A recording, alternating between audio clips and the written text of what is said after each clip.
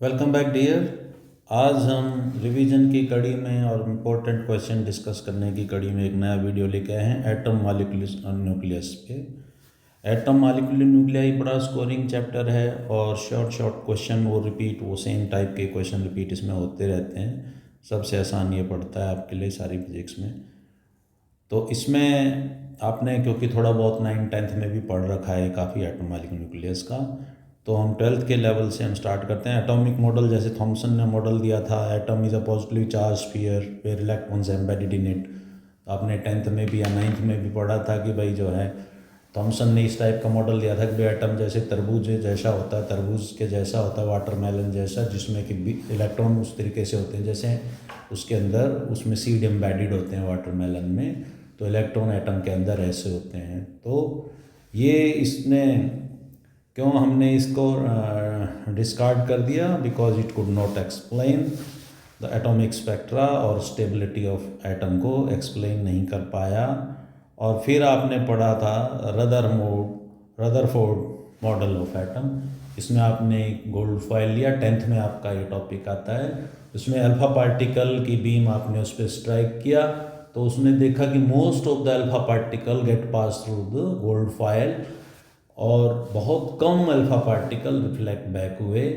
तो ये शो करता है कि एटम के अंदर सारा का सारा सॉलिड नहीं है, एक फ्री स्पेस भी है जिसके कारण अल्फा पार्टिकल बाहर निकल रहे थे। तो 10th में आपने एक्सपेरिमेंट कर रखा है, उसमें आपसे बच्चे पूछते हैं सर ये गोल्ड फाइल ही क्यों लिया? तो गोल्ड फाइल हमने लिया कि उसमें जो है साइज ऑफ एटम लार्ज होता है, इसलिए ये एक्सपेरिमेंट करने के लिए हमने रदरफोर्ड में अल्फा पार्टिकल की उसमें स्कैटरिंग हमने किया। तो इसमें एक वर्ड आपने पढ़ा होगा इम्पैक्ट पैरामीटर। यह आप वो डेरिवेशन कर लोगे डिस्टेंस ऑफ क्लोजेस्ट अप्रोच की, जो साइज ऑफ द न्यूक्लियस और size of the atom decide करने में हेल्प करता है।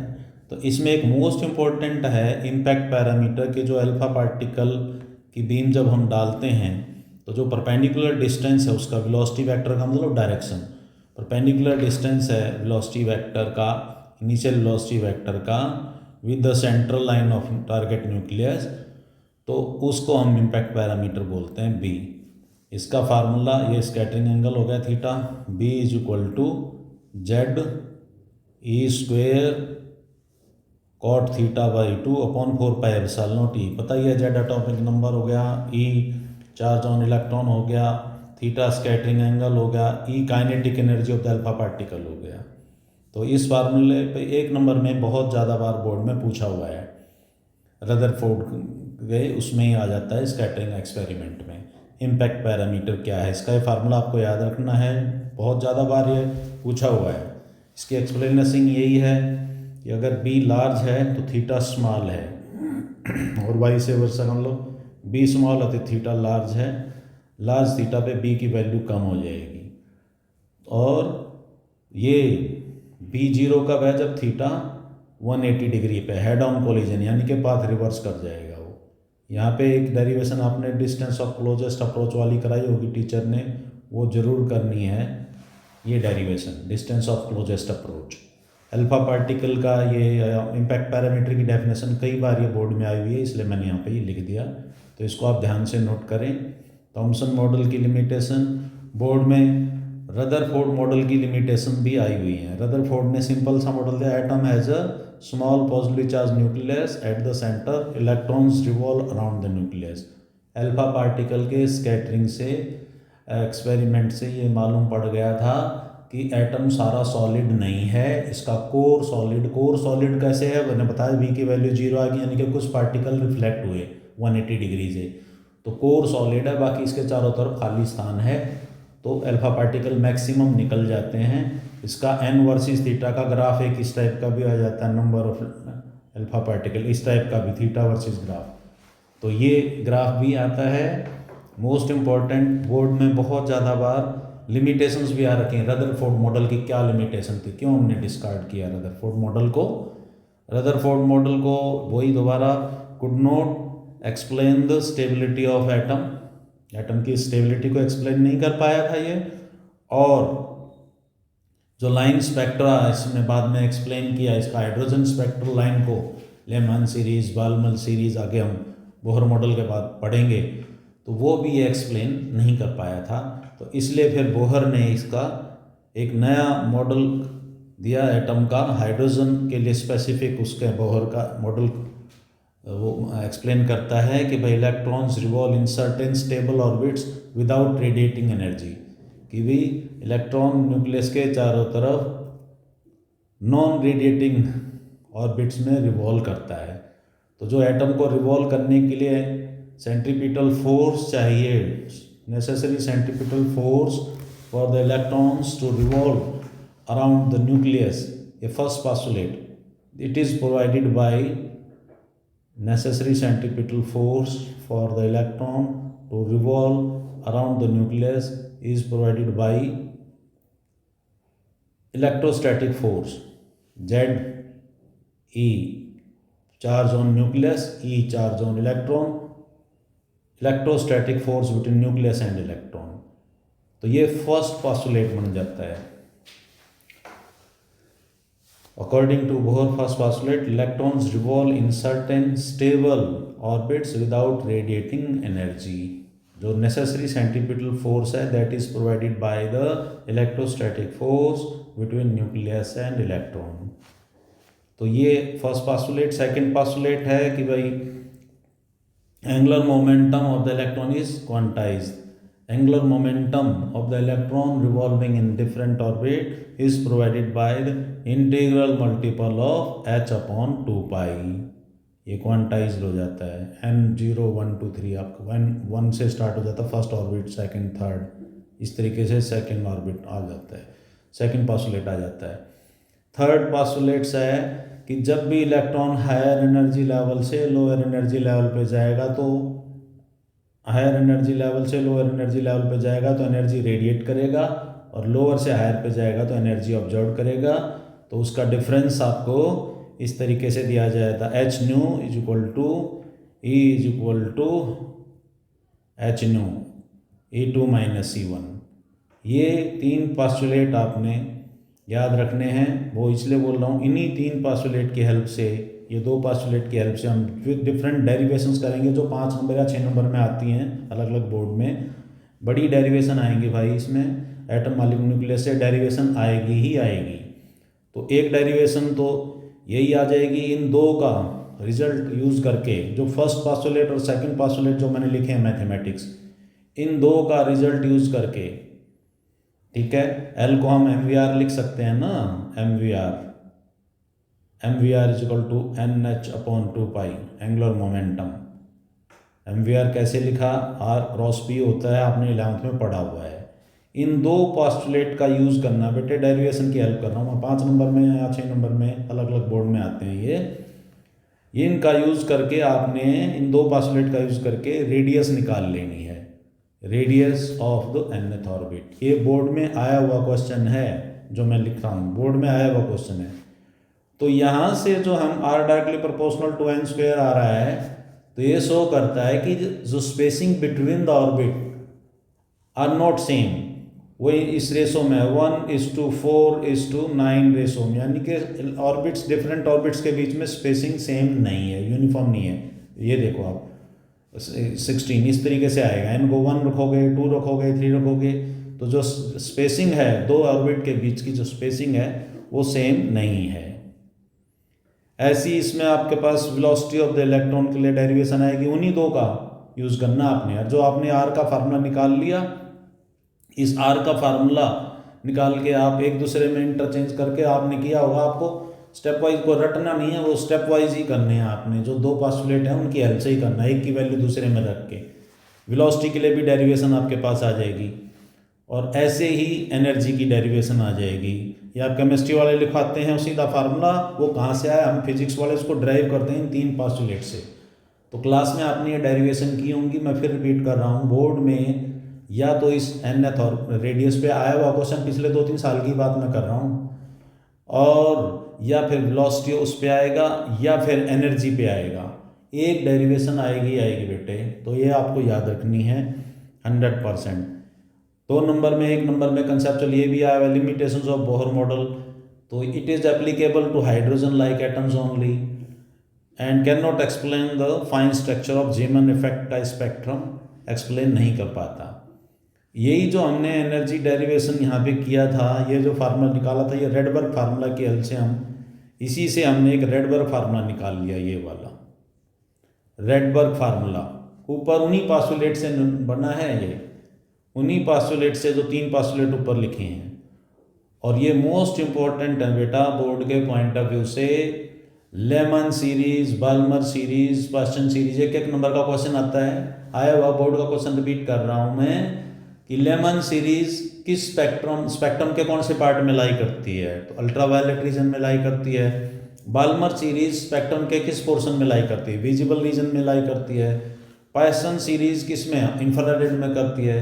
ऐसी पी फंड और ब्रैकेट सीरीज भी आ जाता है आपके पास। तो लेमन सीरीज कब है, जब ये सेकेंड, थर्ड, N2 वो इस रेडबर्ग फार्मूला में N2 अगर second, third, fourth and so on up to infinity से N1 फर्स्ट पे गिरता है, तो जो एनर्जी रेडिएट होती है, जो सीरीज मिलती है, स्पेक्ट्रल लाइन मिलती है, उनको हम क्या बोलते हैं भाई, उनको हम बोलते हैं लेमन सीरीज। लेमन सीरीज कौन से रीजन में लाई करेगा, अल्ट्रावायलेट रीजन में। बोर्ड में क्वेश्चन आ रखा है इसको 1/वेवलेंथ, इस पे न्यूमेरिकल आएगा ही आएगा आपको। ये भी बोर्ड में न्यूमेरिकल एक कर लेना, क्योंकि केमिस्ट्री में भी आते हैं न्यूमेरिकल, इंपॉर्टेंट है ये भाई, इस पे आप न्यूमेरिकल कर लेना। इसमें 2 तरीके से आएगा, एक शॉर्टेस्ट वेवलेंथ के लिए आएगा, शॉर्टेस्ट वेवलेंथ के लिए आएगा, और एक लॉन्गेस्ट वेवलेंथ के लिए आएगा।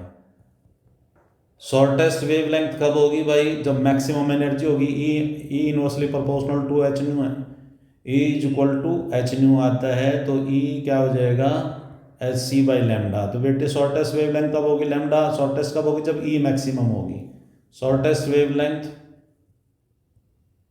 ये इस टाइप का न्यूमेरिकल, बोर्ड के न्यूमेरिकल आ रखे हैं, मैं वही बातें आपको बता रहा हूँ। जब सेकेंड, थर्ड, फोर्थ और फिफ्थ या अप टू इन्फिनिटी से, तो शॉर्टेस्ट कब आएगी, जब इन्फिनिटी से फर्स्ट पे गिरेगा, वो इतनी एनर्जी रिलीज होगी कि वो शॉर्टेस्ट वेवलेंथ बनेगी, मैक्सिमम। लॉन्गेस्ट वेवलेंथ कब बनेगी न्यूमेरिकल के लिए, जब सेकंड से फर्स्ट पे गिरेगा। लेमन सीरीज की, लेमन सीरीज में शॉर्टेस्ट वेवलेंथ कब बनेगी, जब इन्फिनिटी से फर्स्ट पे आएगा, इनफाइनाइट ऑर्बिट से फर्स्ट ऑर्बिट पे गिरेगा, तो वो जो एमिट करेगा रेडिएशन वो शॉर्टेस्ट वेवलेंथ की होंगी। लॉन्गेस्ट वेवलेंथ कब होगी, जब वो सेकंड से फर्स्ट पे आएगा। तो ये आपके पास लेमन सीरीज आ जाता है। लेमन सीरीज आपको अल्ट्रावायलेट रीजन में आप इसकी एनर्जी लाई करती है। बाल्मर सीरीज में क्या हो जाएगा, N1 इसमें सेकंड हो जाएगा और N2 इसमें third, N2 third, fourth, fifth, so on up to infinity.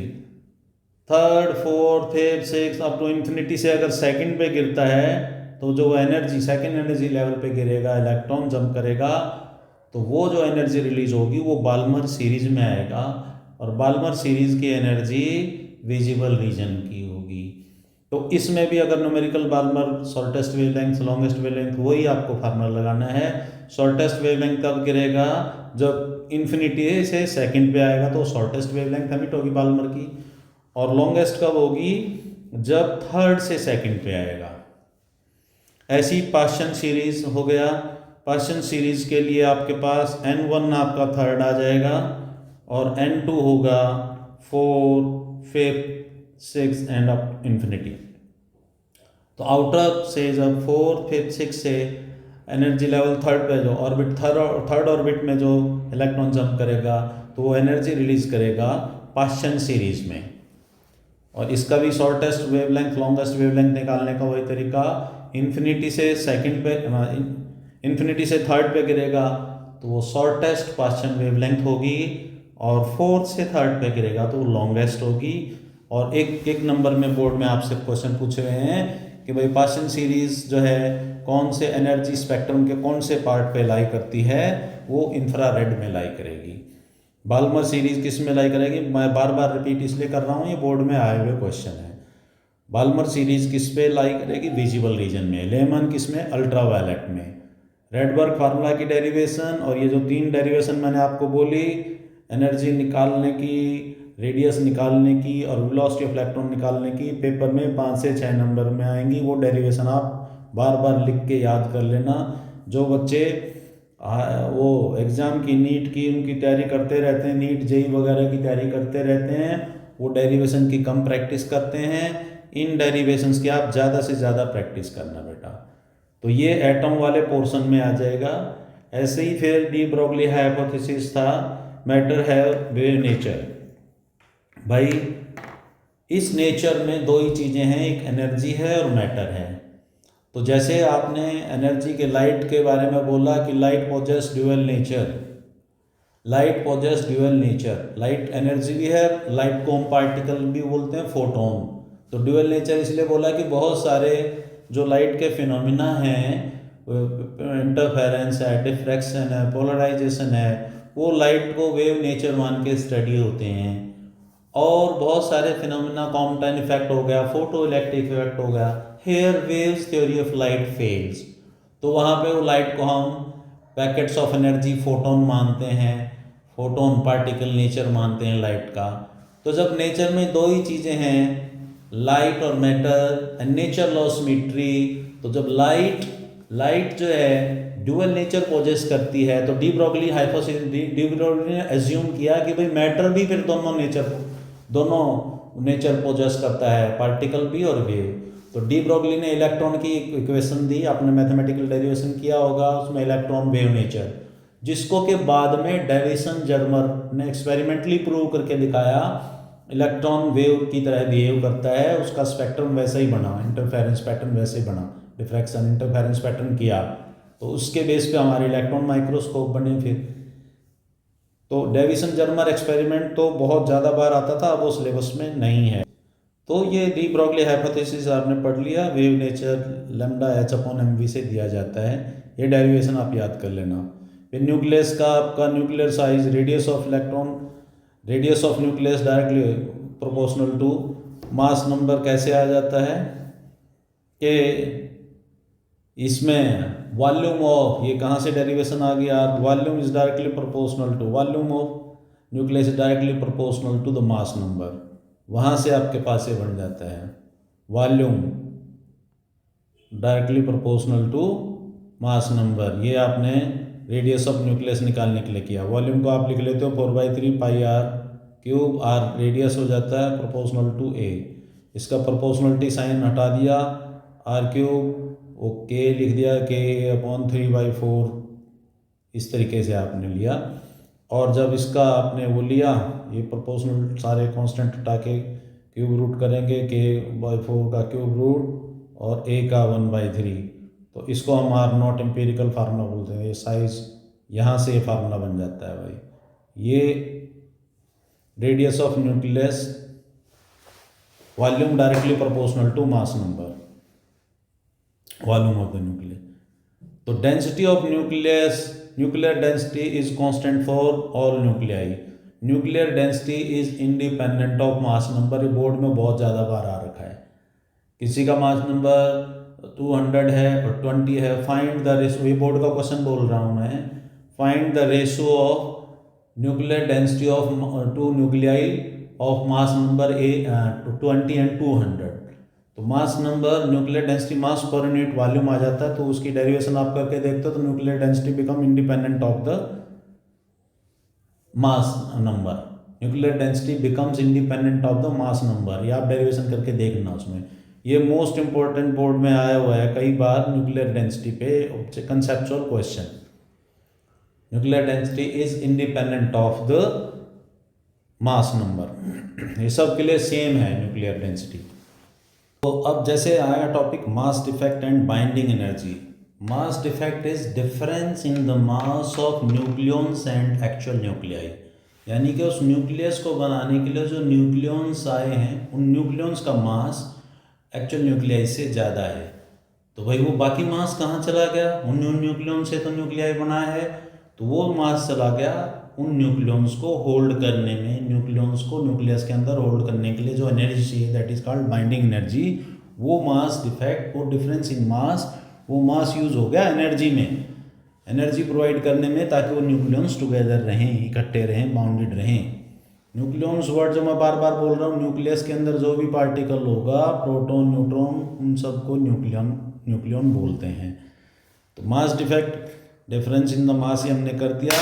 Binding energy, energy required, और डिफरेंस इन मास अगर हमने मैथमेटिकली लिखना हो तो delta M is equal to Z M P plus N M N minus mass of nuclei. Z is atomic number, यानी कि mass of electron और number of electron और number of proton, mass of proton, plus N is number of neutron, small M N is mass of neutron, and this is mass of nuclei. तो ये इसको मैं मास of neutron को हम कैसे number of neutron को हम कैसे निकालते हैं, मास नंबर माइनस में एटॉमिक नंबर, ए माइनस जेड।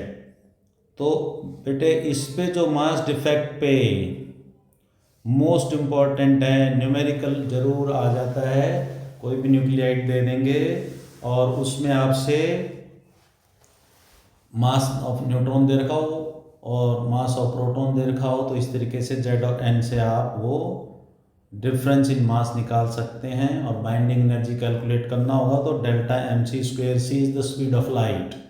तो बाइंडिंग एनर्जी के न्यूमेरिकल करेंगे, बहुत ज़रूरी है, मोस्ट इम्पॉर्टेंट है, ये इक्वेशन इम्पॉर्टेंट है। अब आ जाता है बाइंडिंग एनर्जी पर न्यूक्लियन और मास नंबर में ग्राफ। मोस्ट इम्पॉर्टेंट ग्राफ है बेटे ये, मोस्ट इम्पॉर्टेंट ग्राफ पेपर में इसकी एक्सप्लेनेशन आ जाएगी। इसके ग्राफ से हम स्टेबिलिटी ऑफ एलिमेंट डिस्क्राइब करते हैं। जैसे ये लोअर मास नंबर साइड में, जैसे N20 से लेस है, कहाँ कहाँ तक दिखा रखा, hydrogen, helium, hydrogen, helium, lithium, carbon, oxygen, जो पीक दिखाते हैं। एक नंबर में CBSE में न्यूमेरिकल आया हुआ है कि जो पीक क्या रिप्रेजेंट करती है, लोअर पीक लेस स्टेबिलिटी को, जो हायर पीक है वो उससे ज़्यादा स्टेबल है, लिथियम से ज़्यादा स्टेबल है हीलियम। तो N<20 में जो ये पीक्स दिखा रखी हैं ये स्टेबिलिटी को शो करता है। और जो इनकी जो अनस्टेबल होंगे, दो न्यूक्लियाई मिलके, स्मॉलर न्यूक्लियाई मिलके जब लार्जर न्यूक्लियाई बनाएंगे तो वो जो एनर्जी रिलीज होगी वो एनर्जी ऑफ फ्यूज़न होगी। तो इससे नीचे फ्यूज़न दिखाते हैं 56 से नीचे, और 56 है नंबर आयरन का। मोस्ट स्टेबल एलिमेंट आयरन होता है, इसके पैकिंग फ्रैक्शन की वैल्यू भी मिनिमम होती है। पैकिंग फ्रैक्शन अगला टॉपिक हम पढ़ेंगे। Mass defect upon the mass number is called, ratio of mass defect upon mass number is known as packing fraction. तो ये मोस्ट स्टेबल है। इससे पहले जो फ्यूजन कर्व को रिप्रेजेंट करता है, उसके बाद में फिशन, जो हायर मास नंबर वाली साइड में। तो आप देखोगे कि 50 से ऑलमोस्ट 120 तक ये थोड़ा सा स्टेबल कर, उसके बाद फिर डिक्रीज होना स्टार्ट होगी। हायर मास नंबर में जाते हैं तो decrease in the energy, binding energy shows instability. जितना हायर मास नंबर होगा उतना ही अनस्टेबल है। तो वो आपको मालूम है कि वो डिसोसिएट होते हैं, फिशन होता है, न्यूक्लियर फिशन।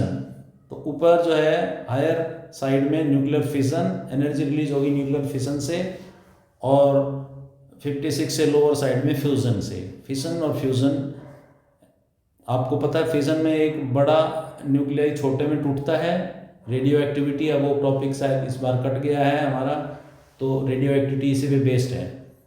और फ्यूज़न है जब दो स्मॉलर न्यूक्लियाई मिलके एक बड़ा बनाते हैं, जो फ्यूज़न की इक्वेशन हमारे सन के अंदर फ्यूज़न हो रहा है, उससे एनर्जी रिलीज मिल रही है सन के अंदर। ये एक्सप्लेनेशन कर रखा है, energy release by fission greater than 56, less than 56 से फ्यूशन में इसका एनर्जी रिलीज होती है। पैकिंग फ्रैक्शन की डेफिनेशन बोर्ड में आ जाएगी। Packing fraction is defined as fractional difference between the actual atomic mass and mass number, m-a/a। a isotopic mass, a mass number. Packing fraction भी indicate करता है stability of nucleus को। Smaller और more negative is the packing fraction, greater is the stability.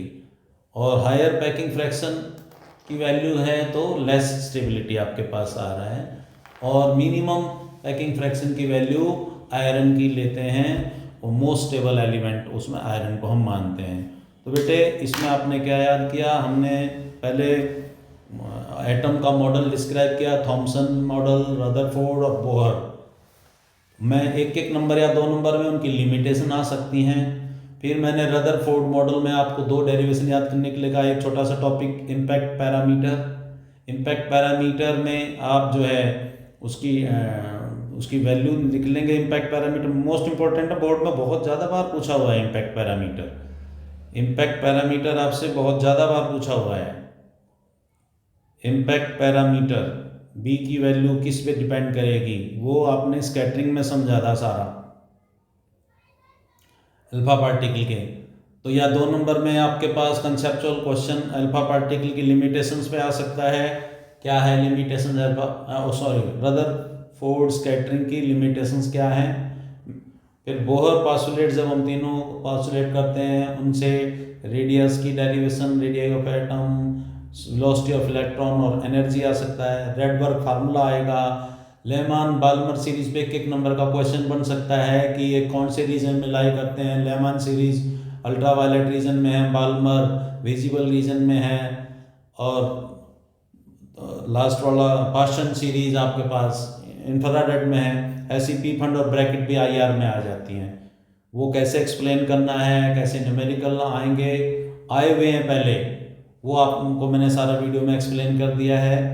फिर mass defect और binding energy को आपने बहुत ध्यान से पढ़ना है, उस पर आपसे क्वेश्चन पूछा जाएगा बाइंडिंग एनर्जी का।